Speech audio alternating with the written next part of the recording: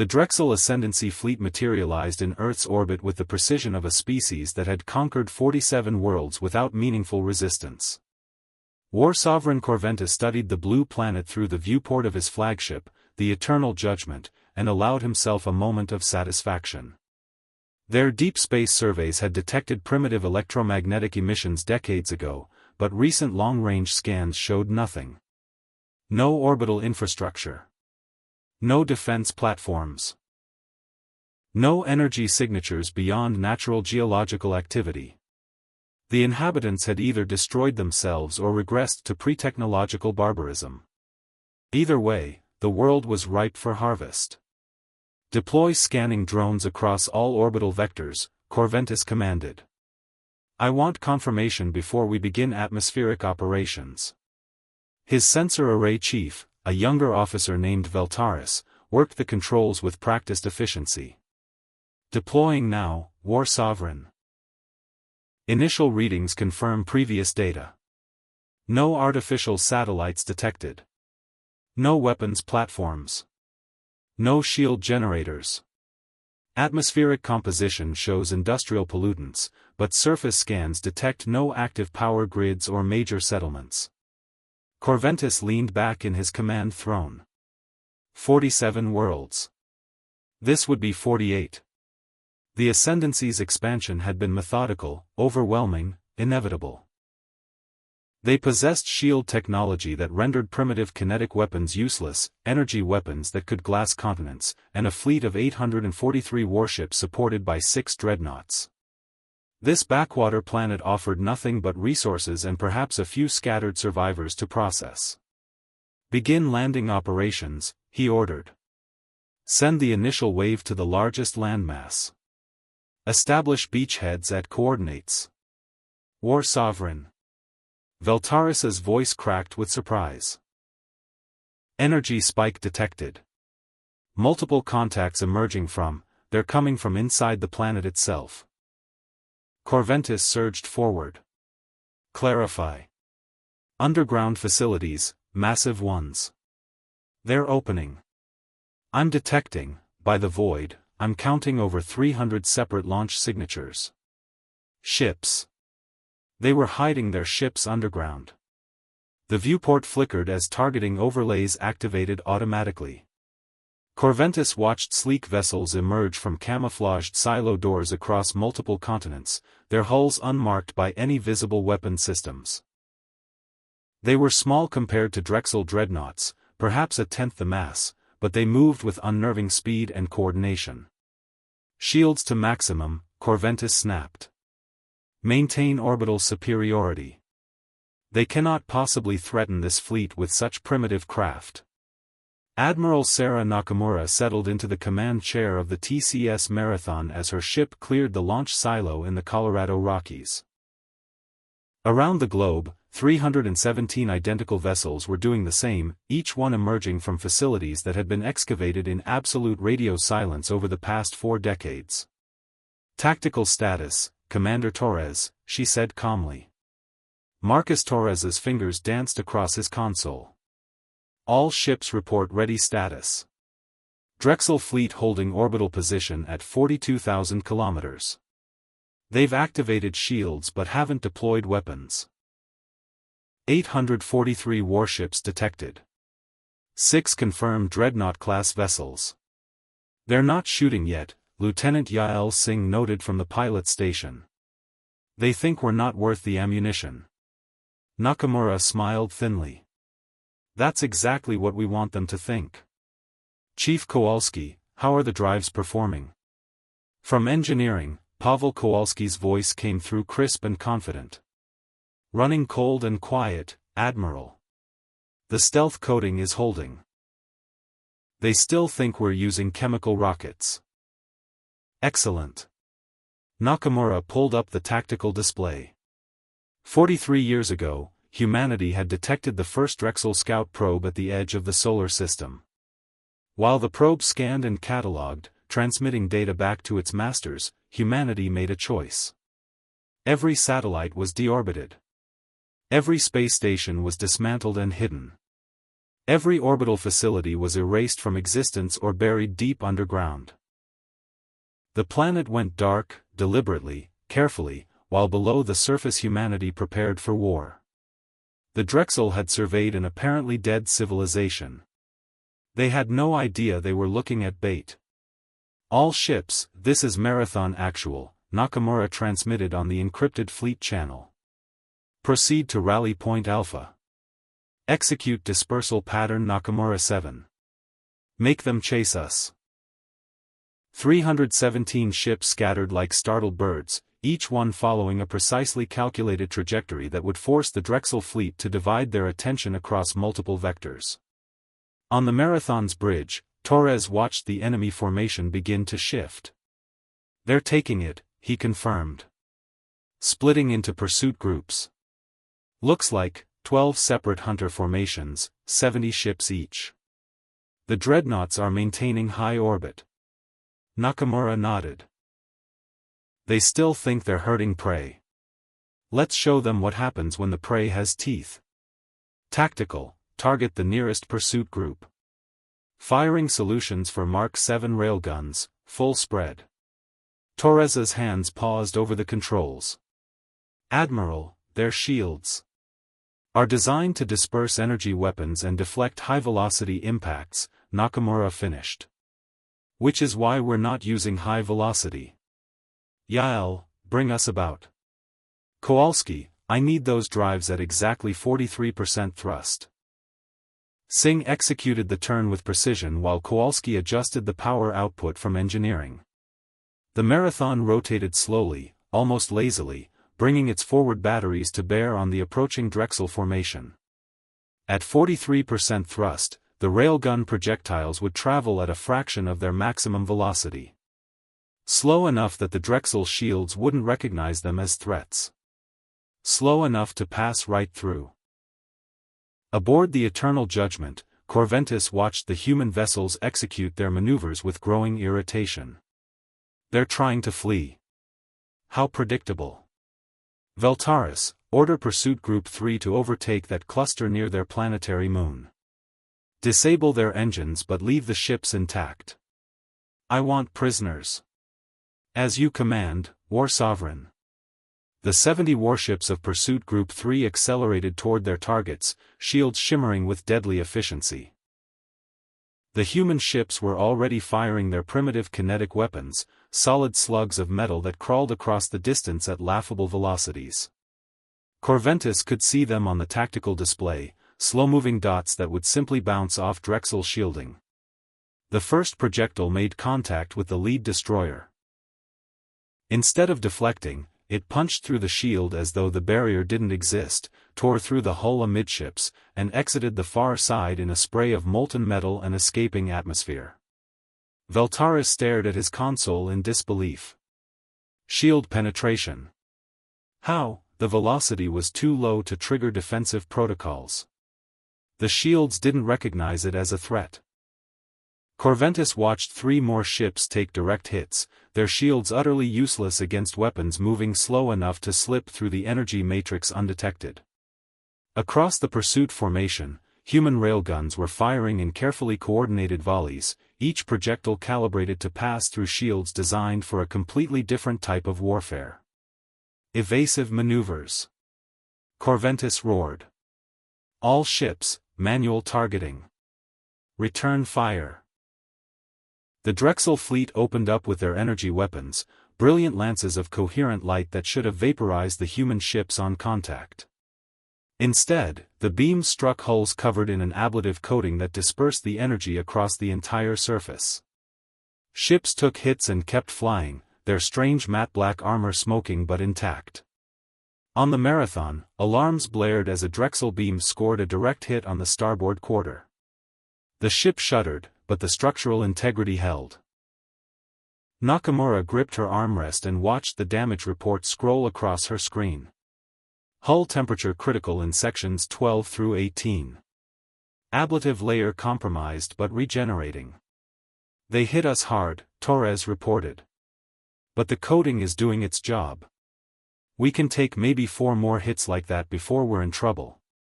Noted. All ships, execute pattern Delta. Get inside their formation. Their big guns can't track us at close range. Singh sent the Marathon into a diving spiral that brought them within 500 kilometers of the nearest Drexel cruiser. At that range, the enemy's capital-grade weapons couldn't traverse fast enough to maintain a firing solution. The Marathon's point defense railguns could, and did. Dozens of small-caliber projectiles stitched across the cruiser's hull, each one too slow to trigger shields, each one punching neat holes through armor designed to withstand energy bombardment. Across the engagement zone, human ships were swarming the Drexel formation like wolves harrying a bear. The aliens had overwhelming firepower, better shields, larger ships. But humanity had studied their technology for 43 years. Every weakness had been catalogued. Every vulnerability had been exploited. War Sovereign, we've lost 18 ships. Veltaris's composure was cracking. Their weapons are bypassing our shields completely. Our energy weapons are ineffective against their armor. Recommend we fall back and reassess. Corventus slammed his fist against the throne's armrest. Fall back? We have 800 ships. They have 300. We will crush them through sheer mass of fire. Order all pursuit groups to concentrate fire. Overwhelm their defenses through volume. War Sovereign, incoming transmission from the human fleet. Audio only. Put it through. Admiral Nakamura's voice filled the bridge, calm and measured. Drexel War Sovereign, this is Admiral Sarah Nakamura of the Terran Defense Force. You scanned our world and saw nothing. That was your first mistake. You assumed silence meant weakness. That was your second. You thought you were hunting prey. That was your third. I'm giving you one chance to withdraw from this system. Take it. Corventus felt rage boiling in his chest. You dare threaten the ascendancy? We have conquered 47 worlds. Your resistance is temporary. Your losses will be total. There was a pause. When Nakamura spoke again, Corventus could hear the cold steel beneath her words. 47 worlds that didn't know you were coming. We've known for 43 years. Every day of those years, we prepared. Every resource, every innovation, every weapon was designed specifically to kill you. You walked into an ambush 4 decades in the making. Last chance, War Sovereign. Leave now. Corventus cut the transmission. All ships, weapons free. Target every human vessel. I want them obliterated. The Drexel fleet unleashed everything they had. Energy beams crisscrossed the orbital space in a lethal web of light. Human ships burned, their ablative coatings overwhelmed by concentrated fire. The Marathon took 2 direct hits in quick succession, and Nakamura watched her structural integrity drop to 68%. Multiple ships reporting critical damage, Torres called out. We've lost 7 so far. 15 more showing severe degradation. Hold formation, Nakamura ordered. We just need to keep them engaged for 90 more seconds. Singh glanced back from the pilot's station. Admiral? Nakamura allowed herself a grim smile. Chief Kowalski, how's our special delivery? From engineering, Kowalski's voice carried a note of satisfaction. Trajectory confirmed. Impact in 85 seconds. Corventus was beginning to feel something he hadn't experienced in his entire military career, doubt. The humans were losing ships, yes, but they weren't breaking. They weren't fleeing. They were fighting with a coordination and ferocity that suggested extensive preparation. How long had they known? How much had they planned? War Sovereign, new contacts detected. Veltaris's voice pitched higher. Multiple objects on ballistic trajectory from their planetary moon. Velocity profiles suggest, they're asteroids. Modified asteroids. Dozens of them. Corventis pulled up the tracking data. 43 massive chunks of rock and ice, each one sheathed in crude metal plating and equipped with simple maneuvering thrusters, were falling toward the Drexel fleet on trajectories calculated with brutal precision. The humans had mined their own moon and turned the debris into kinetic bombardment weapons. Time to impact? 70 seconds. War Sovereign, at their mass and velocity, our shields won't. I know what they'll do. Corventis snapped. All dreadnoughts, concentrate fire on those asteroids. Destroy them before they reach our formation. The 6 dreadnoughts opened fire, their main guns capable of cracking planets. Asteroids vaporized under the onslaught, blooming into clouds of superheated gas. But there were 43 of them, and the dreadnoughts could only track so many targets simultaneously. 26 asteroids died in fire. 17 kept falling. On the marathon, Nakamura watched the countdown tick toward 0. All ships, emergency scatter. Get clear of the impact zone. The human fleet dispersed with practiced efficiency, their ships diving away from the orbital plane as the modified asteroids entered final approach. The Drexel formation tried to maneuver, but capital ships don't turn quickly. The first asteroid struck a cruiser dead center, the kinetic impact releasing energy equivalent to a dozen nuclear weapons. The ship simply ceased to exist, replaced by an expanding sphere of vapor and debris. 16 more asteroids found targets. The Drexel fleet, so confident in their technological superiority, discovered that mass times velocity doesn't care about shield generators or armor plating. 17 warships vanished in flashes of catastrophic energy release. In the sudden silence that followed, Admiral Nakamura opened a channel to the entire battlespace. You wanted easy conquest, War Sovereign. How's it going so far? Corventis stared at the tactical display showing 35 Drexel ships destroyed or disabled in the opening engagement. The humans had lost 14, with many more damaged, but they were regrouping with mechanical precision. His fleet still held overwhelming numerical advantage. But the certainty of victory, the absolute confidence that had carried the ascendancy across 47 worlds, had shattered like fragile glass. Veltaris, he said quietly, contact the Dreadnought battle group. Tell them to descend to low orbit. We're going to glass this planet and be done with it. The young officer's hands trembled slightly as he transmitted the orders. On screens across the bridge, the 6 dreadnoughts began their ponderous descent toward Earth, their planet-killing weapons warming up for bombardment. Admiral Nakamura watched the dreadnoughts move and felt her pulse quicken. This was the moment they'd trained for, planned for, built an entire hidden infrastructure to counter. The Drexel thought they still held the ultimate advantage. They thought wrong. Commander Torres, she said calmly, activate the surface batteries. All of them. Across Earth's surface, hidden beneath camouflaged covers and false terrain, 600 Mark 12 railgun emplacements rotated toward the sky. The first salvo launched before the Drexel dreadnoughts even registered the threat. 600 railgun emplacements fired in perfect synchronization, their targeting computers linked through a distributed network that had no single point of failure. Tungsten rods the size of telephone poles accelerated to orbital velocity in under 3 seconds, and the sky lit up with trails of superheated air. War Sovereign Corventis watched his tactical display light up with impact warnings. Evasive.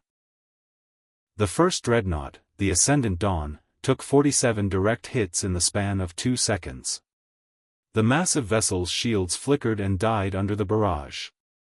Armor plating designed to withstand energy weapons crumpled like paper against solid tungsten traveling at 7 kilometers per second. Secondary explosions rippled through the ship's spine as ammunition magazines cooked off. The Dawn broke in half, both sections tumbling through the orbital space in spreading debris clouds. Surface batteries detected across the entire planet. Veltaris shouted over the chaos of alarms. Hundreds of them.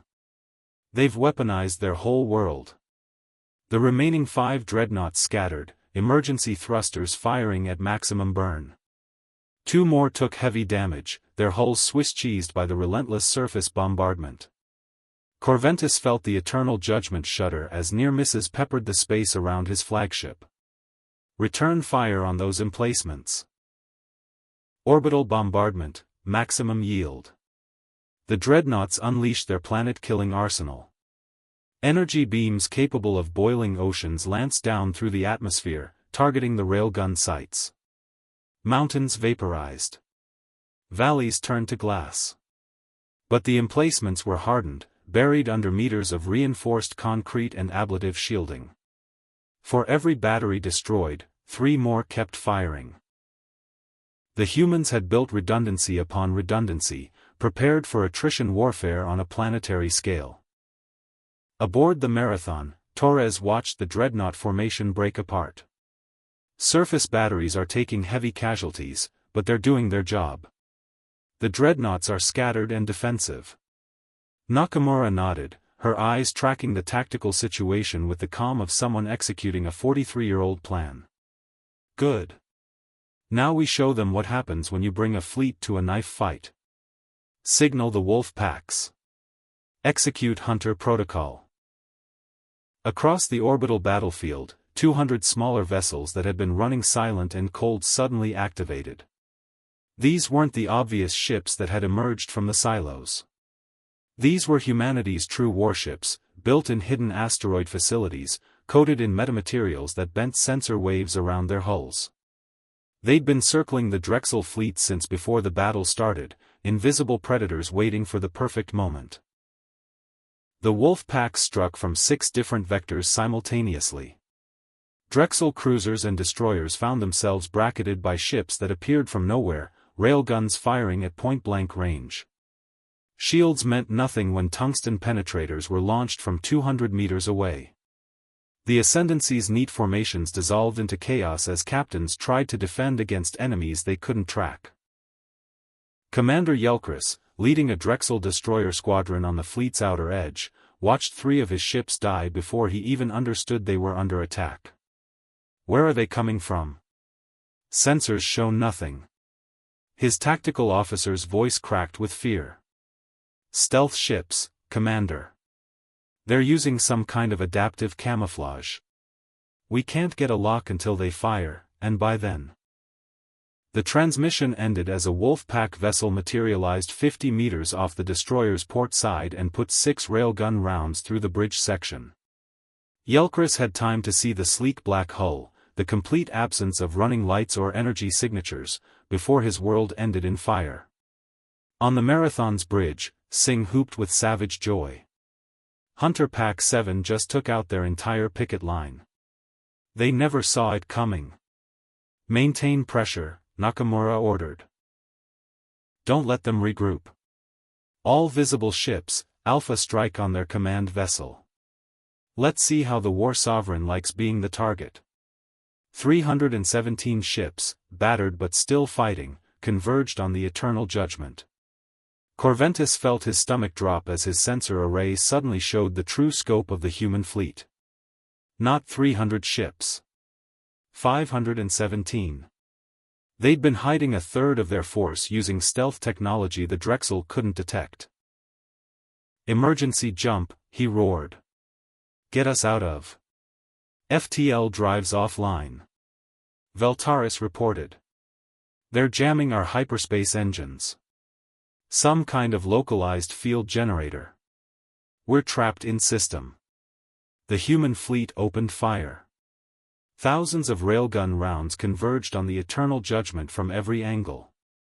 The flagship's shields held for almost 3 seconds before collapsing. Tungsten penetrators punched through armor, shredded internal systems, and carved massive wounds into the vessel's superstructure. Corventis clung to his throne as the ship bucked and twisted under the onslaught. Damage report. Catastrophic across all decks. Engines at 40%.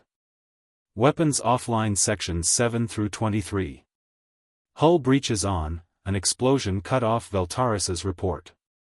Emergency lighting flickered on, bathing the bridge in red.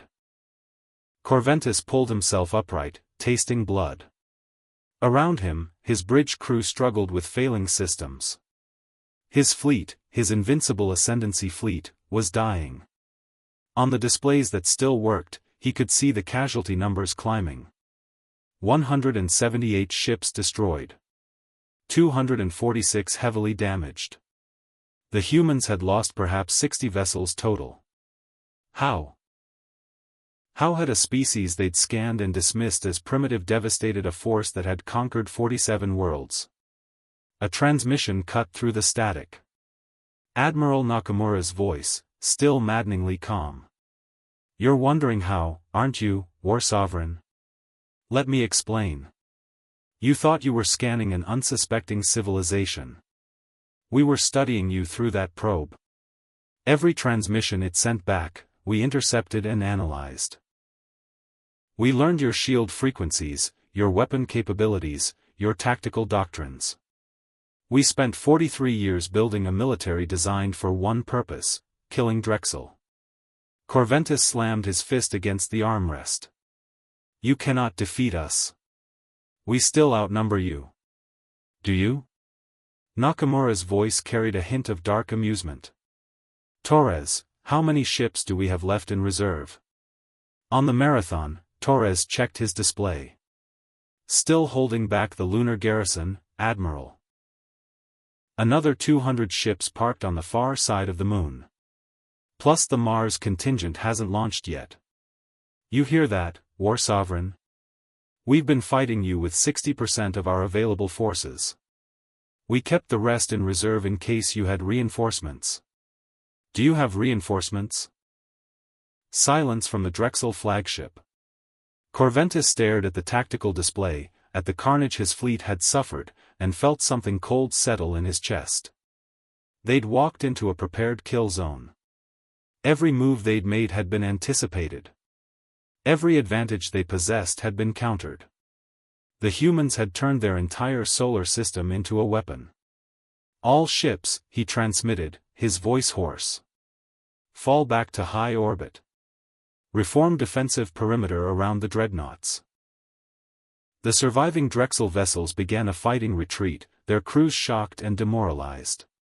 But the humans weren't letting them disengage.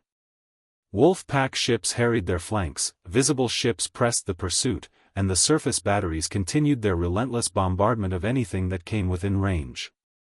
Chief Kowalski's voice crackled through the Marathon's comm system. "Admiral, the reactor is running hot from that last maneuver. I need to vent plasma or we're going to have containment issues." "Denied, Chief. Keep us at full power. We're not done yet." Nakamura pulled up a secondary tactical screen. "Torres, status on the package?" Torres grinned. "Trajectory is perfect. The Drexels still haven't detected it.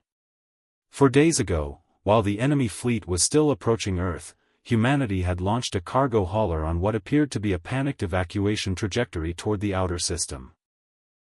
The Drexel had ignored it, dismissing it as irrelevant. They'd failed to notice the hauler wasn't running away. It was circling back, using a gravity-assist slingshot around Jupiter to build velocity. The cargo hauler wasn't carrying refugees. It was carrying 43 thermonuclear warheads, each one sheathed in a railgun-launched penetrator package, all of them aimed at the Drexel defensive perimeter. Aboard the Eternal Judgment, Veltaris suddenly looked up from his console, his face pale. "War Sovereign, incoming object from the outer system. High velocity. It's not trying to evade. It's coming straight at us." Corventus pulled up the scan. A single vessel, civilian grade, transmitting no hostile intent. But its trajectory would bring it straight through the center of his fleet's formation. Destroy it. Energy beams lashed out, striking the hauler dead on. The vessel's hull melted, its engines exploded, and its cargo bay ruptured. 43 warheads tumbled free, their armored casings glowing white-hot but intact. Their onboard guidance systems activated, thrusters firing, and they dispersed across the Drexel formation. "What are those?" Corventus demanded. Veltaris's hands flew across his console. Primitive fission fusion devices. Nuclear weapons. War Sovereign, they're heading for the dreadnoughts. Shoot them down.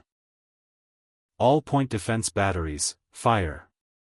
The Drexel fleet opened up with everything they had.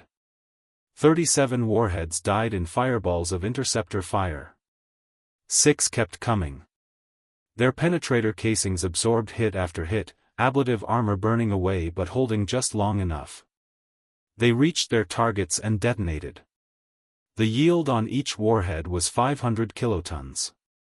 At point-blank range, even Drexel dreadnoughts couldn't withstand that kind of thermal and kinetic energy release. 3 more dreadnoughts simply vanished in nuclear fire. The shockwaves propagated through the defensive formation, shattering already damaged ships and sending the survivors tumbling out of position. In the aftermath, War Sovereign Corventis surveyed the wreckage of his fleet. 6 dreadnoughts reduced to 1. 843 ships reduced to 412, most of them damaged. The humans had lost perhaps 90 vessels total and showed no signs of slowing their assault. "Contact the remaining fleet elements," he said quietly. "Prepare for final offensive. We commit everything. Every ship, every weapon, every last resource. We overwhelm them or we die here." Veltaris looked at him with barely concealed terror. "War Sovereign, we should withdraw. Request reinforcements. This isn't. We are the Drexel Ascendancy." Corventis roared, his composure finally cracking. "We have conquered 47 worlds. We will not be defeated by a species that plays dead in the mud. All ships, attack formation. Target their orbital facilities, their surface cities, their military installations. If we die here, we take this cursed planet with us." The surviving Drexel fleet surged forward in one final desperate charge, their weapons hot, their crews driven by fear and fury. 412 warships against 500 human vessels and a weaponized planet. The scope of the battle was about to expand beyond anything either species had ever experienced. On the Marathon, alarms blared as the Drexel formation accelerated toward Earth. Nakamura watched them come and felt a grim satisfaction. This was it. The moment when the Ascendancy would learn the final lesson of their invasion. "All ships, hold your ground," she transmitted across the fleet. "Torres, are the OWPs ready?" Torres checked his display and smiled coldly. "Orbital weapons platforms are fully charged, Admiral. All 472 of them." Nakamura leaned back in her chair. "You know, War Sovereign, you scanned Earth and saw nothing. That's because we hid everything that mattered. Time to show you what you missed. Commander Torres, light them up." Across Earth's orbit, on trajectories that had kept them on the dark side of the planet throughout the entire engagement, 472 weapons platforms activated their drives and rotated into firing position. Each one bristled with railguns, missile pods, and directed energy weapons. Each one had been waiting in silent ambush since before the Drexel even arrived. The enemy fleet charged straight into the largest crossfire in human history. The weapons platforms opened fire. 472 installations unleashed synchronized hell across every firing arc, creating an inescapable kill zone that turned orbital space into a storm of tungsten and high-explosive missiles. The Drexel charge became a slaughter in the span of heartbeats. Destroyer squadrons simply ceased to exist as railgun volleys tore through their formations.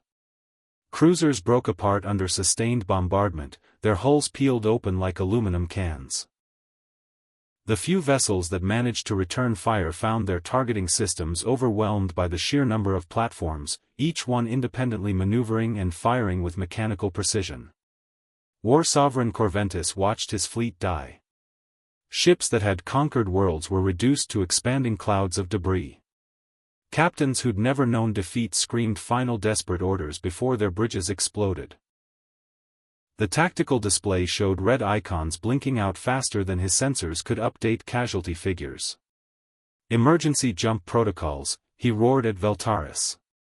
Override the jamming. Get us out. I can't. The field generators are too strong. We're locked in system. Veltaris's console exploded in a shower of sparks. The young officer fell backward, his uniform smoking. The Eternal Judgment shuddered as a missile salvo bracketed the flagship. 3 warheads detonated against the weakened shields, and the barrier collapsed entirely. The 4th missile punched through the hull amidships, its shaped charge tearing a wound 15 meters wide through 3 decks. Atmosphere vented in a visible plume, carrying bodies and debris into the void. Corventis felt the deck tilt beneath him as the ship's artificial gravity fluctuated. Emergency klaxons wailed. Half the bridge stations were dark.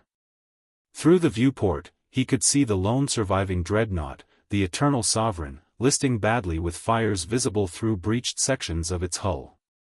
His fleet, his mighty Ascendancy fleet, was finished. Aboard the Marathon, Nakamura watched the orbital weapons platforms execute their programmed firing sequences with ruthless efficiency. The Drexel formation had completely disintegrated. Surviving ships were attempting individual retreats, running for the system's edge in hopes of escaping the FTL jamming field's range. Torres, how many are trying to run? Maybe 80 ships still mobile, Admiral. Most are heavily damaged. The rest are dead in space or destroyed. Let them go. We've made our point. Nakamura opened a fleet-wide channel. All human vessels, cease offensive operations. Maintain defensive positions. Do not pursue fleeing enemy ships beyond lunar orbit. Singh turned from the pilot station, surprise clear on her face. We're letting them escape. We're letting survivors carry the message, Nakamura corrected. Every species they report to needs to hear what happened here. Fear spreads faster than warships. On the crippled bridge of the Eternal Judgment, a transmission cut through the chaos. Admiral Nakamura's voice, still calm, still controlled. War Sovereign Corventis, this is your final warning. You have 30 minutes to evacuate all remaining ships from Earth orbit. Any vessel still within weapons range after that window closes will be destroyed. Your invasion is over. Corventis wanted to rage, to reject the ultimatum, to die fighting rather than accept this humiliation. But he looked at his dying bridge crew, at Veltaris clutching a ruined arm, at the casualty report still scrolling across intact screens. 763 ships destroyed.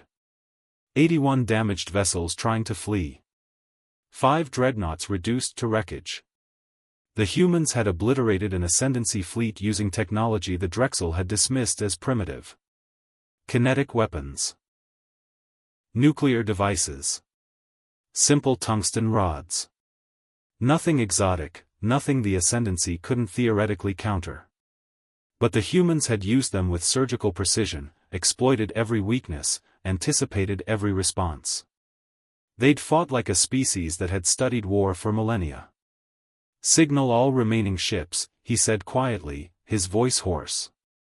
Emergency retreat. Maximum burn to system edge. Abandon all non-essential personnel to life pods. The humans can recover them. War Sovereign. Do it. Corventis slammed his fist against the armrest. We've lost. Send the retreat order. The transmission went out. Across the shattered remains of the Drexel fleet, surviving vessels fired their engines and ran. Life pods scattered like seeds, carrying thousands of Drexel survivors who'd rather take their chances with human mercy than die in their doomed ships. The Eternal Judgment, its engines barely functional, began a slow limp toward the outer system. Corventis stared at Earth through the viewport. The blue planet hung there, peaceful and beautiful, giving no hint of the weapons and warriors it concealed. They'd scanned it for months. Found nothing. That had been their fatal mistake. Prepare a message, he told his communications officer. Broadcast on all ascendancy frequencies. Maximum priority. What should it say, War Sovereign? Corventus closed his eyes. Sol system is Omega-level threat. Military action is suicide. Humanity is not prey. They are apex predators disguised as prey animals. Do not engage. Do not approach. Do not make our mistake. He opened his eyes. And one more thing. We deserve this. On the marathon, Torres intercepted the Ascendancy broadcast and played it aloud. Nakamura listened to Corventus's broken voice delivering a warning to his entire species and felt no triumph, only grim satisfaction. This was what 43 years of preparation had bought humanity. Not just victory, but the kind of decisive defeat that would echo across the galaxy. Damage report across our fleet, she ordered. Torres pulled up the data. 94 ships destroyed. 143 with various levels of damage. Casualties estimated at 12,400 personnel. Surface batteries lost 327 emplacements. We're battered, Admiral, but we won. 12,000 dead. Nakamura felt the weight of those numbers. Volunteers who trained for decades knowing they might face this exact battle. Men and women who'd given everything to protect humanity from a threat they'd known was coming since before many of them were born. Compile the casualty lists, she said softly. Every name. Every ship. They earned this victory. Make sure it's remembered. Yes, ma'am. Chief Kowalski's voice crackled over the comm. Admiral, the reactor's stable now. We've got some burned-out conduits, but I can have us at 80% functionality within 3 hours. Good work, Chief. Take care of your people first. The ship can wait. Nakamura stood and walked to the viewport. Below, Earth turned slowly, its surface scarred by Drexel bombardment but intact. Survivable. The orbital platforms were already repositioning, creating defensive perimeters around the planet. The surface batteries that had survived were powering down, their crews exhausted but victorious. Around the globe, people would be emerging from shelters, seeing the debris fields in orbit, understanding that the threatened invasion had been stopped. They'd see the damage, the cost, the sacrifice. But they'd also see humanity standing triumphant over an enemy that had conquered 47 worlds. Singh appeared at Nakamura's shoulder.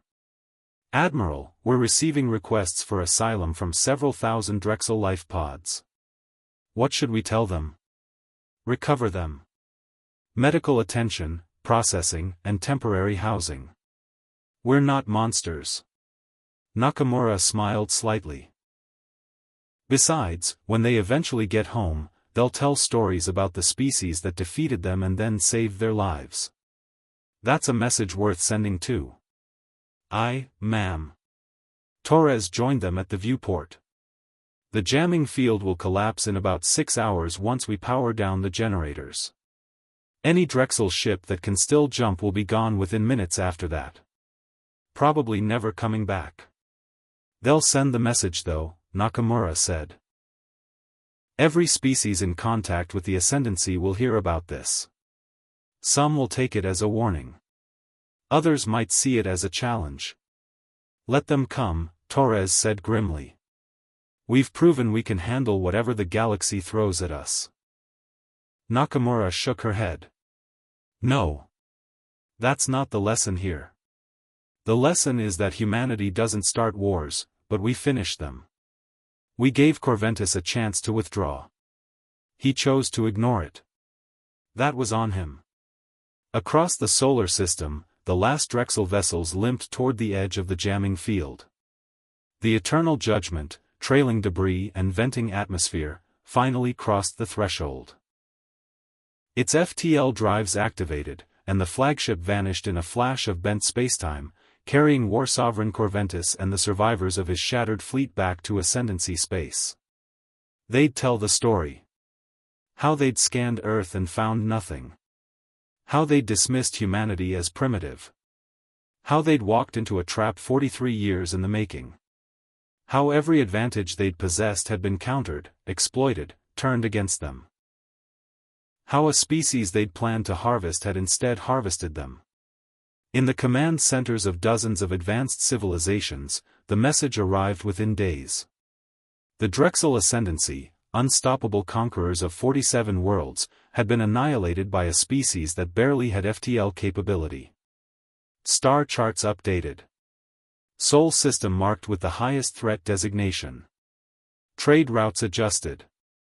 Military planning sessions convened.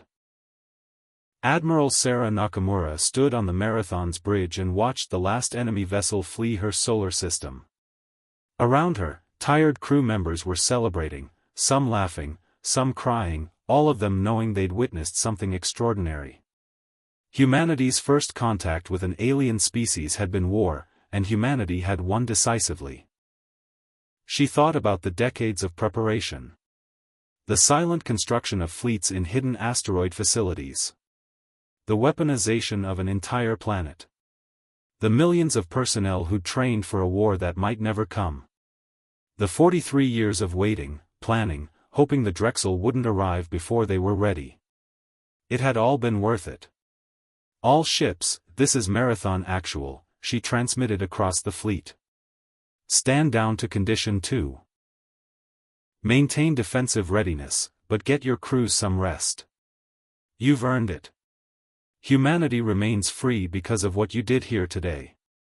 The galaxy is watching now. They've learned not to underestimate us. That lesson cost the Drexel 763 ships and thousands of lives. It cost us too. But we're still here.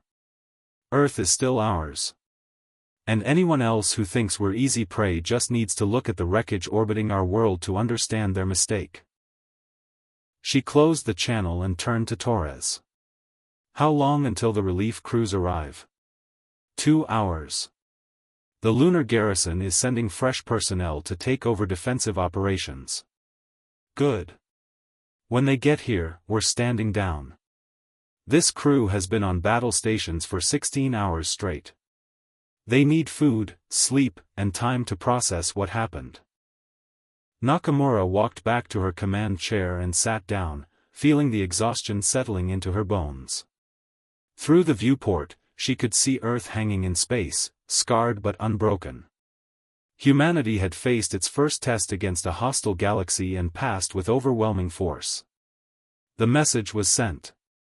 Sol system was no longer an unknown backwater. It was a fortress, defended by warriors who'd planned for war and prepared to win it. The Drexel had learned that lesson the hard way. Others would learn it from the Drexel's example, or they'd learn it the same way the Ascendancy had. Either way, humanity was ready.